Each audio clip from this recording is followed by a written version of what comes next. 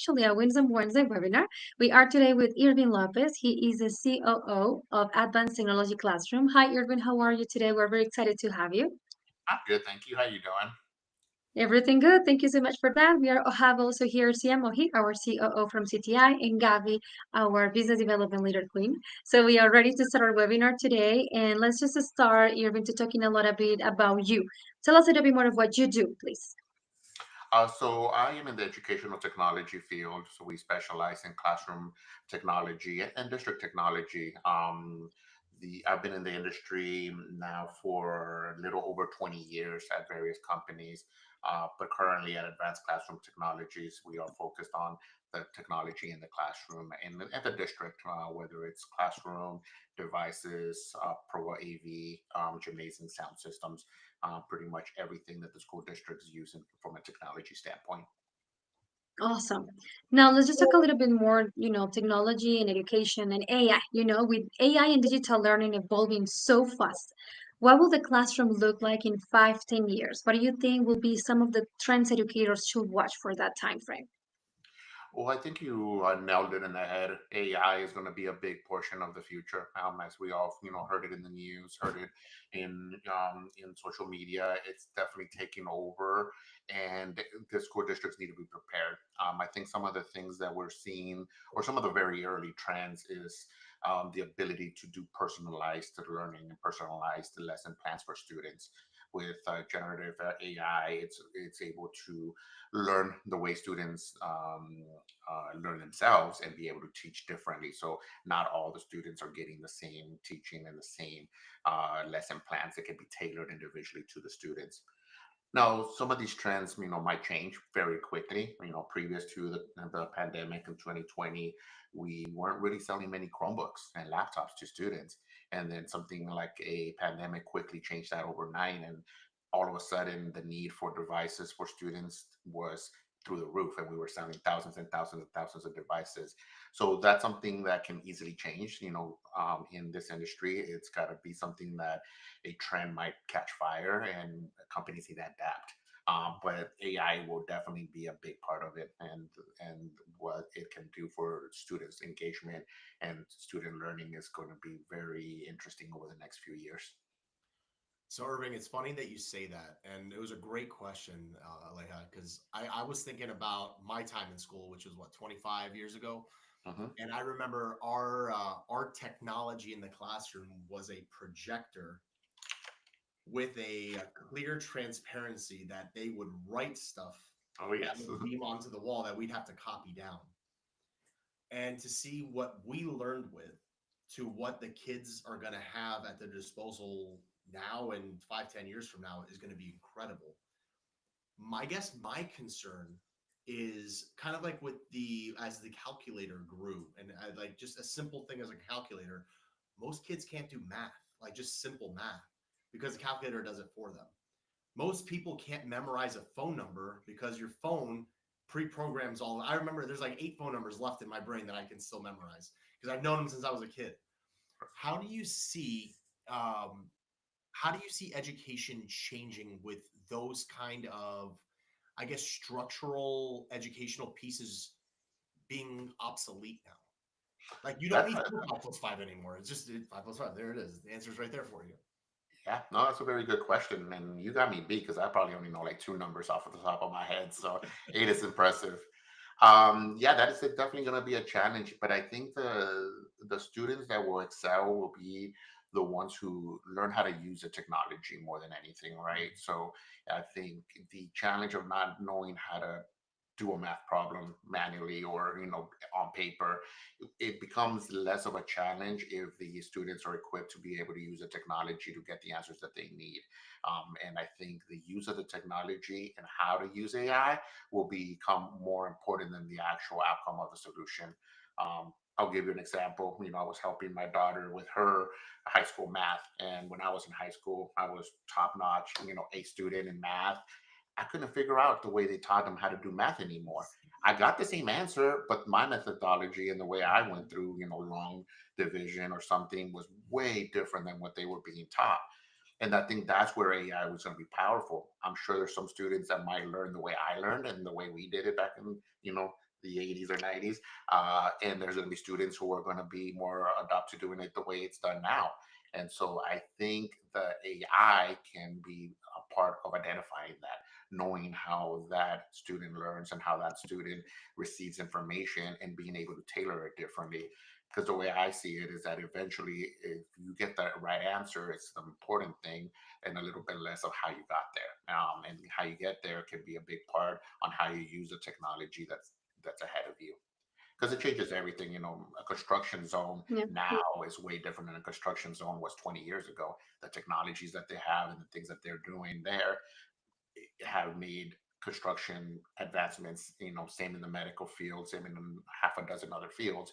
So you got to be able to take advantage of those technologies that make our lives easier. Okay. And I think now more than ever, with all the automation of information, I think conceptual thought has to be something that they really push on. Why are we doing this problem? Why are we trying to get this answer? Is even more because I remember when we were going to school, I remember we took algebra, and everybody would always say, "When are we ever going to use this?" And when you can actually teach the kid why this is important in their life, I think that is how they're going to be able to take AI and use it to the next level. Hmm. It's to let them understand this is why we're using AI to get you here. So instead of having to do the long division and all this stuff to get to that answer, it's the reason we're getting from the reason we're connecting A and D and we're able to skip B and C is for this reason. I think with all they're doing with AI and all the things that are moving, I think the more conceptual as long as the kids can understand why we're doing this, I think that's when they're going to see the biggest return on investment on the AI and putting it into the classroom, all that automation. Yeah, I agree. And I had watched a podcast at one point with Neil deGrasse Tyson, the physicist, right? And he was asked the same thing. He was asked, well, when am I ever going to use any of this algebra or trigonometry or Yep. cosine and tangent? And he said it's not about ever actually using those in a real application. It's more to do with finding a solution and knowing how to problem solve.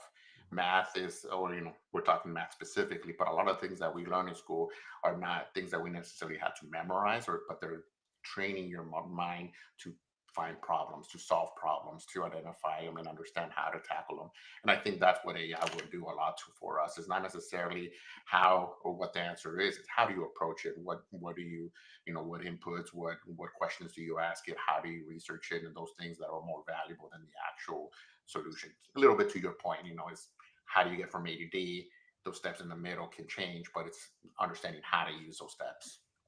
I love it. So, Irving, now that we're talking about that, let's just talk about, what would like some key signs for a great tech solution, and what would you say some of them are red flags that the school should avoid immediately?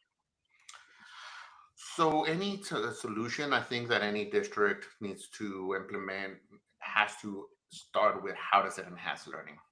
I think that's the Hmm. number one question is why is a district going to spend X amount of dollars if it doesn't enhance learning for the students, whether it's physical, software, technology, hardware? I think that that's the first approach that most districts are taking and looking into it.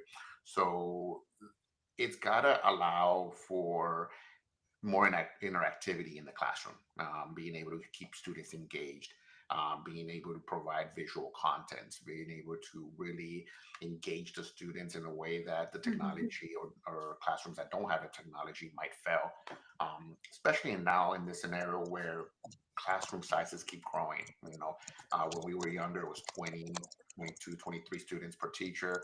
Now some of these classrooms are upwards of 30. I've even heard some schools as many as 40 students per classroom, which I cannot imagine how a teacher would be able to keep all of those students engaged.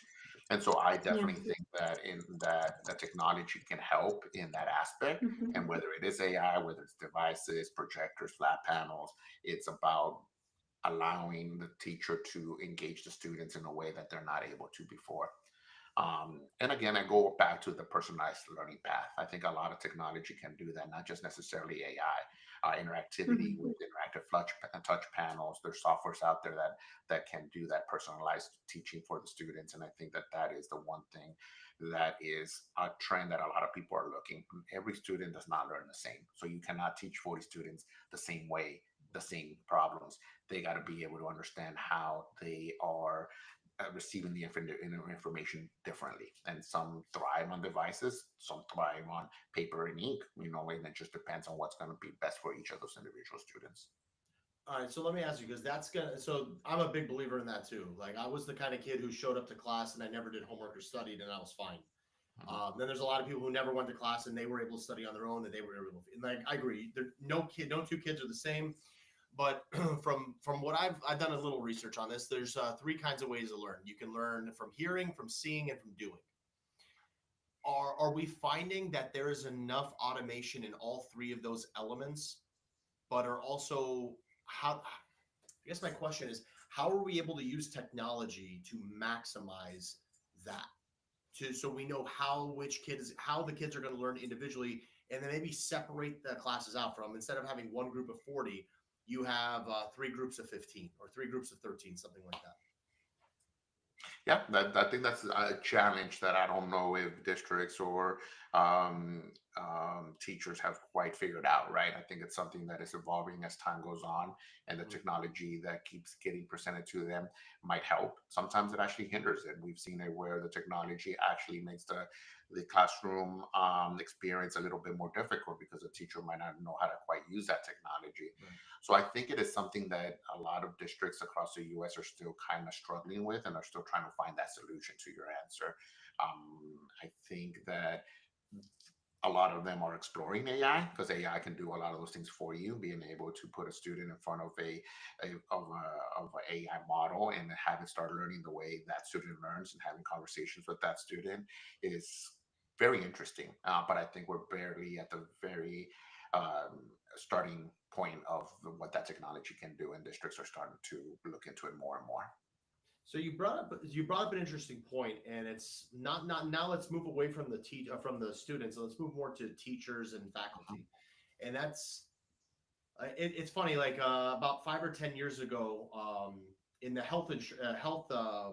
the healthcare industry, everything changed because all the doctors were mandated to move everything electronic medical records, and you saw a lot of older doctors just say, you know what, I think I'm just going to retire. I'm Mhm. going to sell my practice. I'm not going to do that. I have no interest in doing that. I don't want technology. Everything's on paper. Now, nothing's mandated yet, but we're clearly seeing the evolution of education move towards more technology. We don't. We have a wide variety of age groups and demographics in the teachers and faculty. How are you seeing, especially as somebody who implements this on a regular basis, how are you seeing uh, the schools, administrators, and teachers adapt to the new technologies? Are they embracing it? Are they fighting it? Are we seeing a lot of early retirements? What are you seeing over there? That's a great question. I've seen a couple different um, scenarios play out. There's been scenarios where you could definitely see that the impact of the technology is a negative to the teachers. I've been unfortunately in classrooms where we've installed a 75-inch interactive touch panel display in the front of the classroom, right? Much further, much more advanced than the overhead projectors you were talking about earlier, right? And we walk in and there's post-it notes and sticky notes on the panel and the panel's off, and that district invested $3,000 to $4,000 by the time you include all the installation cabling and everything to literally just be used as a platform to hang post-it notes, right? And then we've walked in on some classrooms and the teachers are very much embracing the technology. They're using those interactive flat panels. And I've been in some classrooms which really made me feel very good inside, where I am there the morning of the day that we did the installation the following day, and the students walk in and their eyes just light up. They start talking about, oh, cool, we got a cool TV and it's 4K, and oh, you can touch it. And it's like, it gets the students very excited. And then to see those teachers use the technology is been interesting because when that technology is new, you could tell that the students are like, whoa, they got the attention locked into this new cool toy, because that's what they grew up in, right? This generation grew up with an iPad in their hands. They grew up with phones on their hands. So it's something that I think they need in their learning and their technology, because that's what they got in the classroom. I mean, that's what they got at home, right? So they need to be able to have similar technology. But when we were talking earlier before we jumped on about the push to move a lot of the integrations out of the summer and into earlier in the year, it's also twofold. One of the things that we realized, that when we were doing a lot of these integrations and installations through the summer with our customers, when school started on September 1st, all the teachers will walk in, and now you had 300, 400 teachers with brand new technology, and they're all panicking. They don't know how to use it, or they're not sure how to connect their devices to it, which puts a big strain on the teachers. It put a big strain on the IT staff for the districts. And so one of the things that we've been able to do at ACT is do what we refer to as just-in-time training. So by actually allowing our installers to come in throughout the school year in the hours and the evening hours, and limiting the amount of classrooms we install that night, Mhm. and then having one of our professional development teachers available for those for that staff in the morning. So now we're only rolling out 5 to 7 to 8 classrooms a night versus 20, 30 classrooms a night, and then having someone there who knows how to use the technology the very next morning alongside the district staff, to allow them to get some basic orientation. This is how you turn on your display. This is how you connect your laptop. These are some of the basic tools, letting them know that they'll get more in-depth training down the road, and they'll get actual professional development. But it at least gets them going that day, so that they're able to take that technology on day one and start using it, and start taking advantage of those students who walk in and are like, whoa, what's this? Take that opportunity to really show them that technology. And so that is one of the things that we've implemented, is trying to be what we refer to as, we got to trademark it, but just in time training for ACT. I love that. I Yeah. love that. I thought, because I was thinking, if you're unveiling that at the same time for the students as you are the teachers, they're going to be like, whoa, whoa, whoa, you're going to have like a million help desk calls coming in all at once. Yes, Yeah. So absolutely. I like, that's a smart move. That's a And smart it's move. funny because I've also been in other classrooms that the students are teaching the teacher how to use a device. I've had a student walk on, but they're like, yeah, this is how you connect it. Are you on the right input? HDMI 1? Yep. Oh, look, this is how you touch it. And this was, an 8 or 9 year old student teaching the teacher, which I thought was pretty funny. But Let me goes tell to your you, point. They the, grew up with the the work, technology. let me tell you, the workplace isn't much different. Anytime some new technology comes in, it's the younger ones teaching the older ones how to use the Yeah. technology. So Yeah. then the older ones can teach the younger ones the business. Right. It happens all the time, man. It's every time there's some new because in our line of work, there's always some new technology that comes out that's supposed to make life easier. But Yep. as you know, in order for things to get easier, they got to get harder first. So if you're going to Absolutely. switch DRM systems, if you're going to switch like to a new automation, it's going to be a pain in the beginning, and then after a while, it gets easier. The problem is the people that are supposed to be teaching us how to use that don't know how to. So then we got to use it. Then we got to teach our bosses, our superiors, so they can teach us how it's going to make us better at what we do. So it looks like it looks like nothing changes No, from when we're absolutely. kids to when we're adults.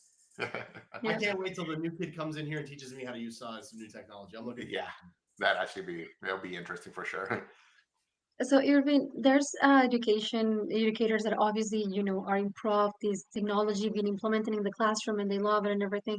What happened to those who are not completely loving the technology? Because we have encountered teachers that are completely like against it and they always see problems, or they don't even try the tool. They're just like, oh, I'm not gonna get it, or I don't have time for these, or I prefer the old way. What will you do, or how will you manage this with this type of teachers? Because I have encountered the two type of teachers, the ones that are completely open to new things, and the other ones that are like, no, that's not the way, or make it angry, if the student actually is the one, like trying to teaching them. How will you, manage that? I think exposure is a big part of it. I think the more teachers that might be reluctant to the technology get exposure to it, and they see other teachers using it and can see the power of it, eventually that sways them. I think they realize the technology, if used correctly, can really impact teaching and learning.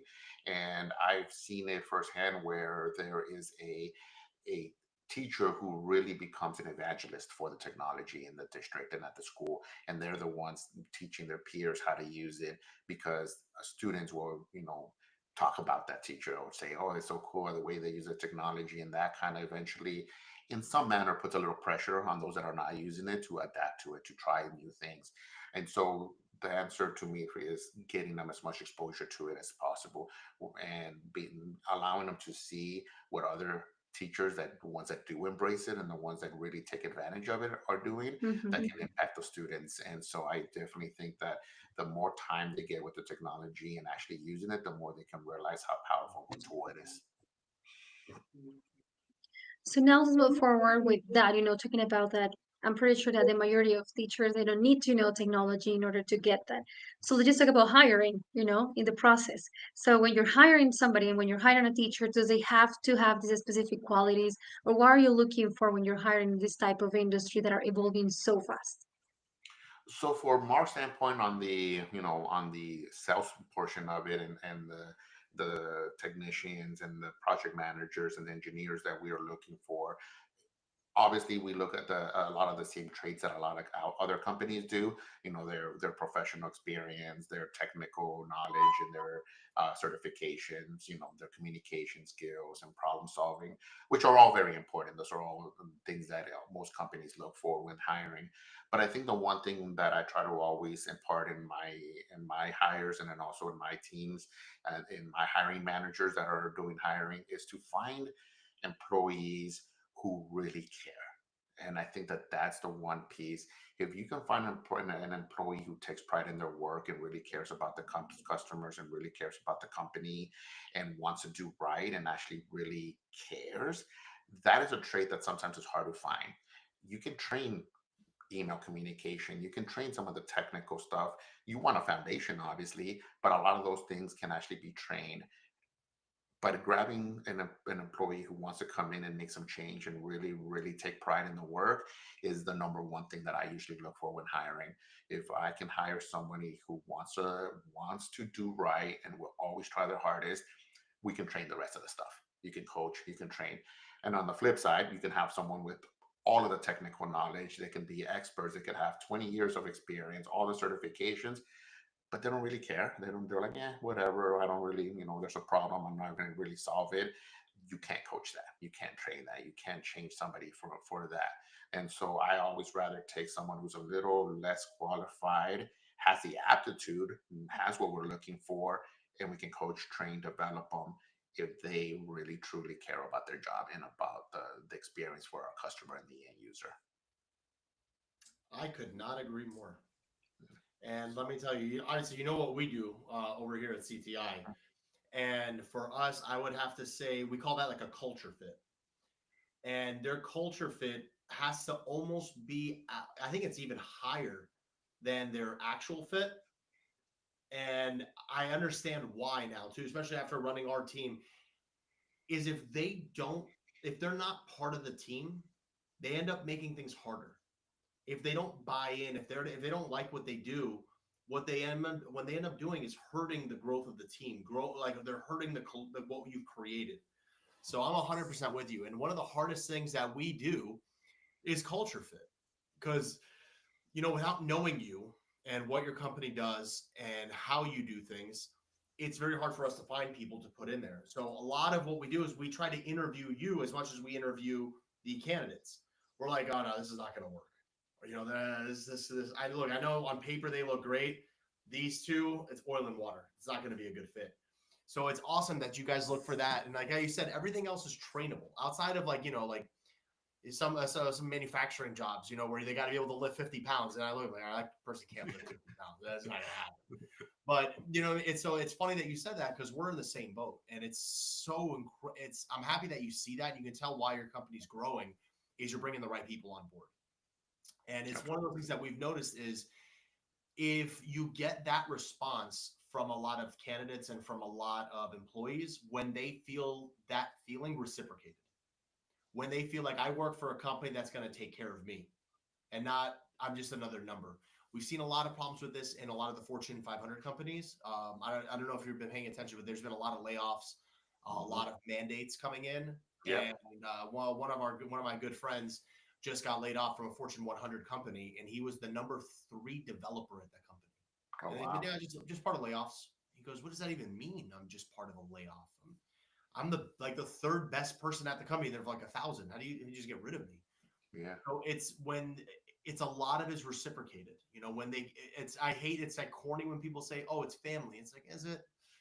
Because if you're part of a family, and when you're just another number. So I think Yeah. like the fact that you've created that culture there, that what you're looking for, and they know they're looking for somebody like you as well. Like I know every time we've tried to place somebody with you, they're like, "Oh no, we want to work there." Hmm. Like it's different. Like we have a couple clients down in South Florida. We're like, no, we want to work there.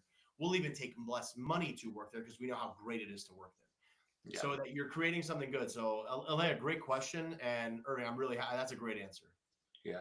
And I think, So, culture definitely is a big part, but culture is one thing that a lot of companies talk about, but not many companies enforce. And you live it, and it's a day-to-day thing. It's the way you treat people, the way you interact with employees. And so I think culture is definitely not just these are our company values, and these are the things that we want to drive. Is actually how do you treat people day to day, and what ability do they have to the leadership, and how the leadership speaks with employees goes a lot much further than a nice saying on the wall. Fair enough. Yeah. perfect. So we have some questions, guys, from YouTube and Riverside and everywhere. So before we go and move on with questions with Gabby, Irving, there is a book that you actually want to tell us that has changed your life in terms of leadership, innovation, or education for yourself? Yeah, and actually, it's something that I just read recently, and it was actually something suggested to us by our CFO. We had a leadership meeting offsite in which we she suggested we all read the same book. So the five leadership members read the book, and the book is called Five Dysfunctions of a Team, and it is actually a very good book that really talks about it's a fictional story, but it really talks about a new CEO coming into a company and how the CEO was able to take a team that should have been performing at a much higher level. That's it right there. And it was That's actually correct.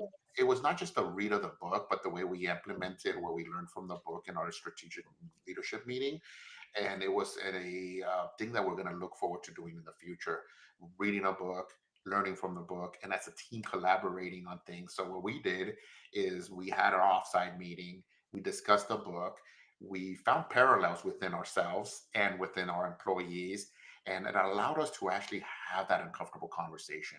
We were able to come to the table and bring problems amongst our working relationship traits or things that the CFO, the CEO, the chief revenue officer all did, and actually have a conversation where we all felt comfortable bringing some of their weaknesses to the table and saying these are things that we need to work on, including myself. I read the list of things that they thought my weaknesses, and I'm like, oh wow, I actually agree with all of these. This is interesting that my coworkers are seeing it, but now we can have a healthy discussion, and now we can set a reason on what we're going to do to work it. So that book is definitely a must. But what I found about it wasn't just reading the book; it was actually having a discussion with the leadership team who all read the same book. It went very far, and I thought that was a great exercise. It's fun when you read the same book and different people get different things from the book. Yeah, And we do a book club once a month at our office, and we'll read a book, and everybody gets on the call, and I try to come up with like 5, 10 good questions about the book or about insights from the book, and how is it affecting you? How do you see it? How could you use this to make your life easier, harder? And they're always different. We did one on financial planning, we did one on personal improvement, leadership. We've done a bunch of different books. Five Dysfunctions, it's good. I read that one a while back, and it sits on my shelf. That might be the next one that we do as a team now that you brought it up.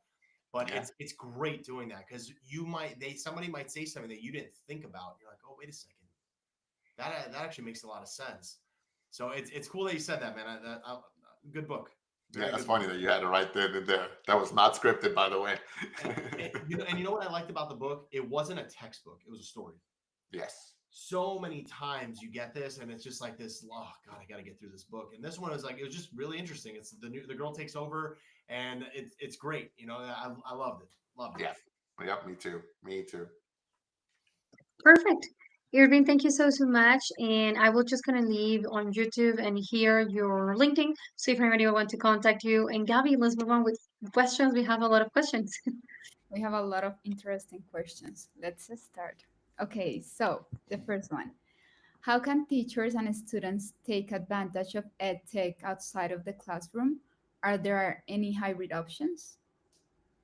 Oh, definitely. I think from a software standpoint, obviously software, can definitely be accessed and on multiple platforms. So, it's not always a hardware piece that needs it's probably unlikely that at home you're going to have a 75-inch interactive or some of this, augmented reality type of technology. But there is a lot of software that can be used at home as well that is still very technology driven.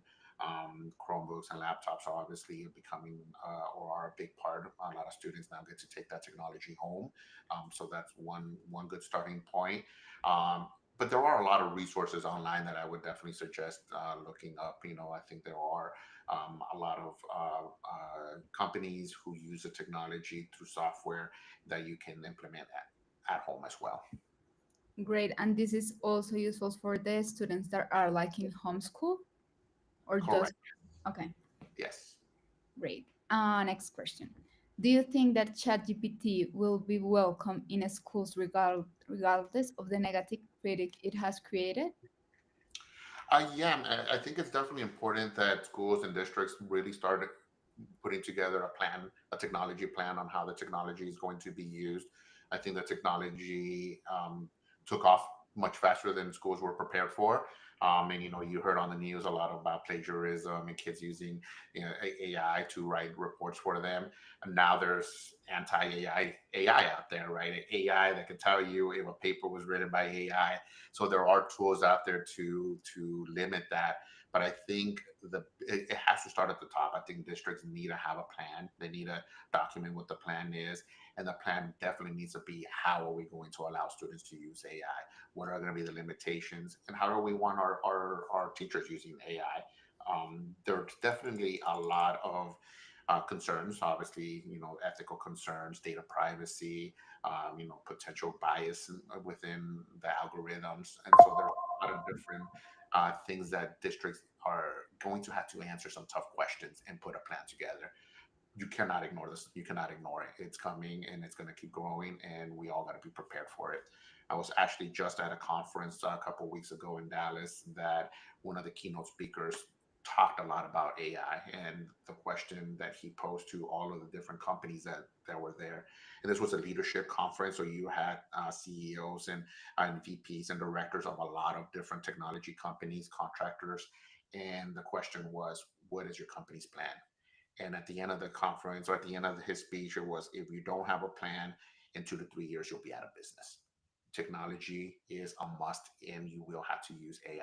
And if you're not prepared for AI, well, your competitors Awesome. are going to be using it. Yeah, it's true. Yep.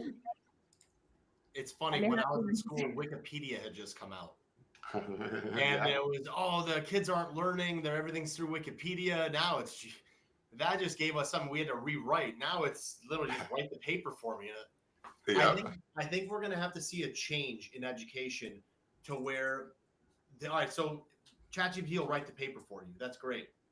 I think it's gonna have to change to a conversation to where it's going to have to go back to almost like the Aristotle Socrates days where you got into a forum and you'd have an open debate and mhm. you'd have to take, okay, you got all this information. That's great. What are you going to do with it? Yeah. Let's have But a conversation about it. If you can have a conversation, then that's maybe how they get their grades. So mhm. I think that might be the pivot. And I'd be excited to see what happens. I think we get better students out of it. Yeah. I love that. Okay, I'm going to move faster. I have a lot of opinions, but we have a lot of questions too. How do you ensure EdTech enhances learning rather than becoming a distraction in the classroom? That's a good question. I think it all comes down to training. I think if a teacher or educator knows how to use the technology, understands it, knows how to implement it into the lesson plan, that's where it's going to go a long way. I think the ability to have the teacher use the technology seamlessly will be important. When it becomes a distraction is when the teacher or the educator or the presenter doesn't know how to use it. We've all been in a meeting where they don't have the right adapter or the right connector, and they're scrambling to get their presentation on the board. That's the major distraction that we usually see. When they use the technology efficiently, it becomes almost as part of our business, right? Like using a laptop. You don't usually have a meeting with a laptop. Someone uses it, and it becomes a natural part. It's a tool more than anything. True. What skills or experience will you recommend for someone looking to break into the edtech industry? There are quite a few companies out there that offer certifications that go a long way. One of the ones that we are a member of is a organization called Avixa, and they are a almost like a governing body over the audiovisual industry. So certifications like the CTS, Certified Technology Specialist, it's an entry level certification that we are actually starting to roll out as a almost like a mandate at ACT for all of our technicians and eventually our project managers and our sales staff to all have the certification. It shows or it is a good starting point and shows that the basics of technology and how it connects, and so that's a good certification. There's a dozen others that I'm drawing a blank on right now, but certifications in the industry are a great starting point to get into the industry. And I think the CTS certification is probably one of the most widely accepted as far as technology. Good. Uh, I would love to do all the questions, but I think that for time we only have like for two more. Tell me, Sia. I want to get one question in. One more. Are you? Yeah, I have a Oh question. my God. Okay, so do you So, want to go? yeah, Go, Sia, go. I've been wanting to ask this question because it's very top of mind right now across the board. We're seeing a lot of changes at the federal level in education. I think we Mhm. have a new Secretary of Education, and they have dramatic plans to change education, give the power back to the states. I think you guys are primarily in Washington State right now. Yes, Northwest and California, Colorado, Utah, and hopefully soon Arizona. Perfect. So all those states are obviously going to be run very different, and we're going to see a dramatic change in pretty much the way they're able to run their programs. Are you seeing or are you anticipating different states to maybe take on tech or take on AI more aggressively and others to be more passive?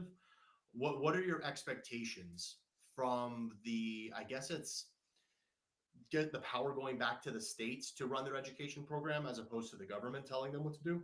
Are you seeing anything different, or what are you anticipating?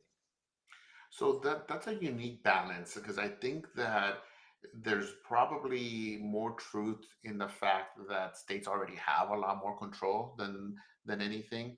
I think the Department of Education was intended to set some standards and set certain expectations, but it's already very clear to me that even before any of this political conversations, that there's already been a vast difference between states, right? There's Mhm. definitely, when you rank the state's top education down to the lowest, it's a very big swing, and that's already evident in state laws. So I actually think that state laws and state funding I have already proven to be a bigger impact than the federal level. Now, I'm not dismissing that the federal level has a positive things that are meant to have minimums and have certain standards achieved. But I still definitely see those states that invest money in education as a whole, not just technology, tend to be the ones who have the better scores, the better results, rather than states that don't. And it's unfortunate, but the truth is, it's already a pretty big gap to begin with. So there's a potential that this could maybe continue to grow that disparity, or maybe allow some other states to step up, some of the lower performing states to maybe do more for their states. I don't think the high performing ones are likely to change because of the federal level. They've already made that investment. The voters have already, gone in that direction, and I think that can. I don't think the federal level is going to have that much impact on those top ones.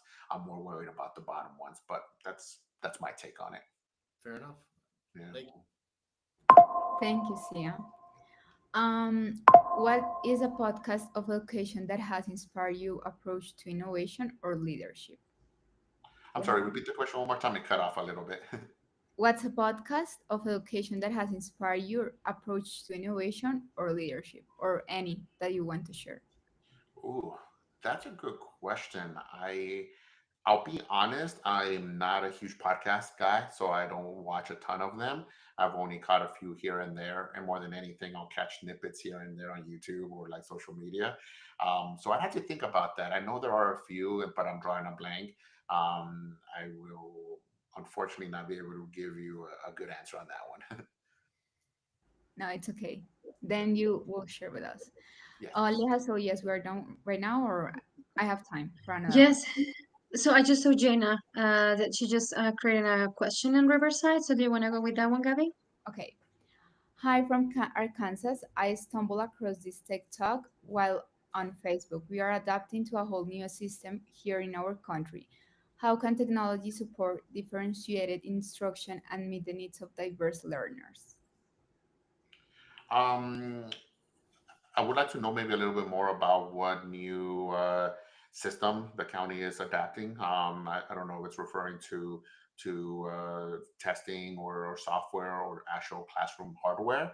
But I do think that the technology that can support it, I think, is uh, varied. I think depending on what the new systems that they're rolling out and how the technology can support it. It might be, an interactivity in the classroom. It might be software based. It could be device based. So I think to answer that question, I have to understand a little bit more of what the technology, the systems that the state is trying to roll out or the county is trying to roll out.